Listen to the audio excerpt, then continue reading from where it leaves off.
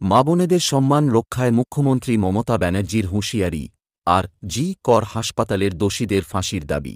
তাড়াতাড়ি বিচার চাই, দোষীদের ফাঁসি চাই।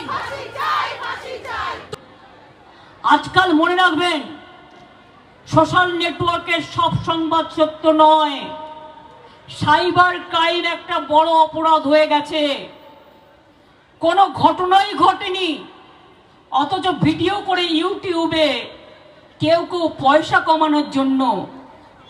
কামানোর জন্য, রাজনীতি করবার জন্য বিভিন্ন টাকা দিয়ে ডিজিটাল প্ল্যাটফর্ম তৈরি করেছে, যারা পলিটিক্যাল পার্টি স্পন্সর্ড, বিজেপি এবং সিপিএম।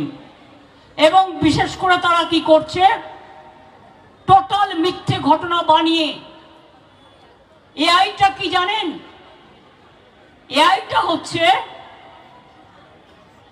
আজকের দিনের সাইবার ক্রাইমের সবচেয়ে বড় ক্রাইম, আর্টিফিশিয়াল ইন্টেলিজেন্স। এটা মনে রাখবেন, এআই। ধরুন আমি গেলাম না, আমি বললাম না, কিন্তু পুরোপুরি আমার ছবি দেখিয়ে, আমার গলার স্বর নকল করে নানা রকম কথা বলতে পারে। এই যুগটা অন্য যুগ, এটা কলিযুগ মনে রাখবেন। কতকগুলো নেতা, কতকগুলো নেত্রী ইদানিং তৈরি হয়েছে, যারা স্বাধীনতা আন্দোলনেও ছিল না, যারা দেশের ভালো মন্দে নেই, যারা যখন উন্নাওতে ঘটনা ঘটে তারা প্রতিবাদ করে না, যখন বিলকিস বানুর ঘটনা ঘটে তারা প্রতিবাদ করে না, যখন উন্নাওতে ঘটনা ঘটে, হাতরাসে ঘটনা ঘটে তারা প্রতিবাদ করে না, যখন অ্যাথলিট রেসলার সাক্ষীকে বিজেপির লোকেরা অশালীন আচরণ করে তখন তারা চোখে দেখে না। এমনকি আমাদের রাজার ভবনে যখন তার আন্ডারে কর্মরত মহিলা শ্রমিক, মহিলা কর্মচারী নির্যাতিত হয় তখনও তারা চোখে দেখে না, রাস্তায় নামে না, একটা কথা বলে না। আর আজকে একটা দুর্ভাগ্যজনক ঘটনা ঘটেছে, বেদনাদায়ক ঘটনা ঘটেছে, মর্মান্তিক ঘটনা ঘটেছে। এটা আমরা কেউ সমর্থন করি না। প্রথম দিন ডে ওয়ান থেকে আমি বলে আসছি, দোষীদের শাস্তি হোক এবং এমন শাস্তি হোক, শাস্তি মানে ফাঁসি হোক। আমরা রাজ্য সরকার ফাঁসির পক্ষে। আমাদের পুলিশ যে তদন্ত শুরু করেছিল, আমি গিয়েছিলাম ওদের বাড়ি কবে?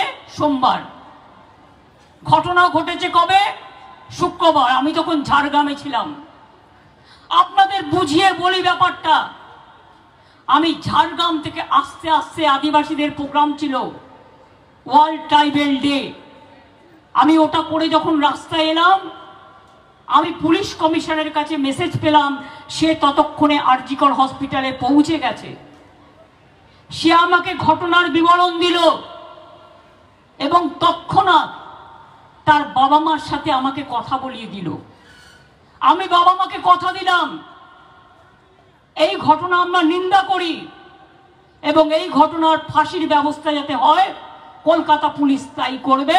রাজ্য সরকার কলকাতা পুলিশকে সর্বরকম সাহায্য করবে। এরপর ধরুন একটা মানুষের বাড়িতে কাজ থাকে, একটি মেয়ে মারা গেছে দুর্ভাগ্যজনকভাবে। সোমবার তাদের বাড়িতে নিশ্চয়ই কোনো কাজ ছিল, সেই জন্য আমি ফ্যামিলিটাকে ডিস্টার্ব করিনি। আমি এই রবিবার কাজ ছিল, শনি রবি 3 দিনে। আমি সোমবার দিন তাদের বাড়িতে গিয়েছিলাম কলকাতা পুলিশ কমিশনারকে নিয়ে। কলকাতা পুলিশ কমিশনার কাজের দিন যে তদন্ত করেছে, তদন্ত চলাকালীন তদন্তের ভেতরকার এভিডেন্স মিডিয়া ট্রায়ালের জন্য বাইরে আসতে পারে না।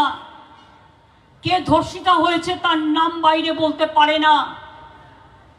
মৃতদেহ দেখাতে পারে না, তাই তারা যত ছাত্রছাত্রীরা বলেছে আরজি করে জুডিশিয়াল ম্যাজিস্ট্রেটকে নিয়ে আসুন, তার আন্ডারে পোস্টমর্টম হবে। কলকাতা পুলিশ তাই করেছে। তারা বলেছেন যা যা, কলকাতা পুলিশ প্রত্যেকটা ছাত্রছাত্রীদের গুরুত্ব দিয়ে তাদের সব কথা মেনে নিয়েছে।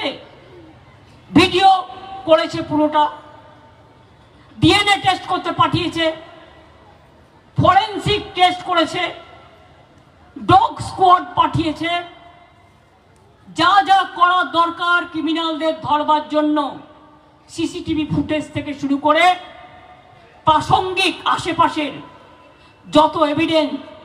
সারা রাত ওরা ঘুমায়নি, কারণ রাত 2টো পর্যন্ত আমি ওদের সাথে কন্ট্যাক্ট রেখেছিলাম।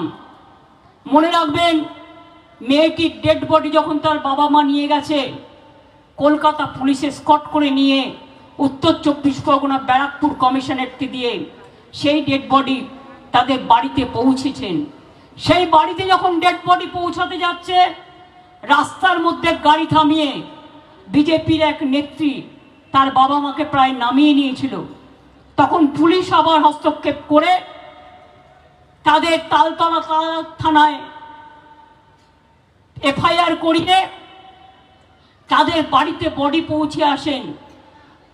আমি বলেছিলাম যতক্ষণ না শেষ কৃত্য হবে, শ্মশান মানে পরিবারের কথা শুনে আমাকে কিন্তু টাইম টু টাইম মেসেজ দেওয়া দরকার। আমি জেগে আছি, কারণ আমার হৃদয়টা জ্বলে পুড়ে যাচ্ছে। আমি এই ঘটনা সহ্য করতে পারছি না। শুনুন, আমি রাজনীতি করি, কিন্তু রাজনীতি করবার আগে আমি একজন মানবিক মানুষ। আমি আজ পর্যন্ত জীবনে কোনো ক্ষতি কারো করিনি।